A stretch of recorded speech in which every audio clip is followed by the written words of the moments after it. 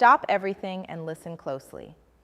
If your buyer journey mapping feels like a boring checklist or a half-baked theory that never really moves the needle, it's because you are missing the human chaos inside that map.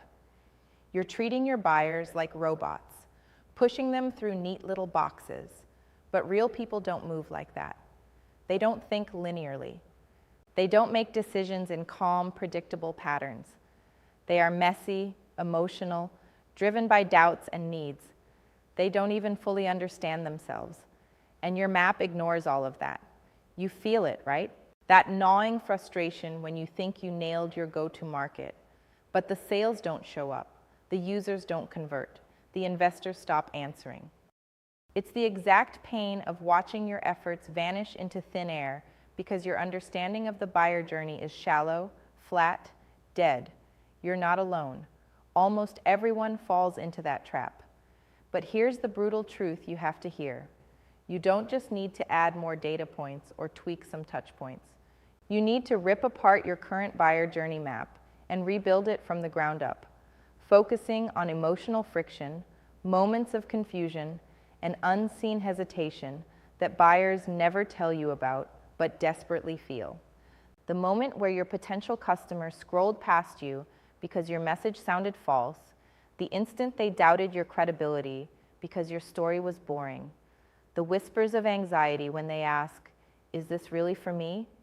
but no one answers. Those are the real points you need to map and obsess over, not clicks or page views. Dig into the emotional landscape. Talk to people who walked away, not just those who bought. Find out when they hesitated, what scared them, what made them think twice. If you don't, you'll stay stuck in the same loop of launching campaigns that feel empty and watching your growth stall. Next, confront your internal assumptions head on. Stop guessing that your product's value is obvious. It's not. No one cares about your features until those features speak directly to their gut pain. Don't ask, where should we put the CTA, but what vulnerable spot will the CTA relieve in their day-to-day nightmare? That's where you build real connection. Then kill the idea that one-size-fits-all messages work. Whoever told you that? The buyer journey isn't a funnel. It's more like a winding, unpredictable path through a storm. Your job is to be the first person offering a hand at every confusing fork, every moment of despair, every second of silent doubt.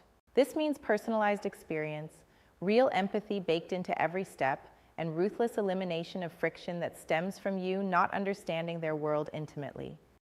Don't use generic personality profiles or broad segments. Go deep.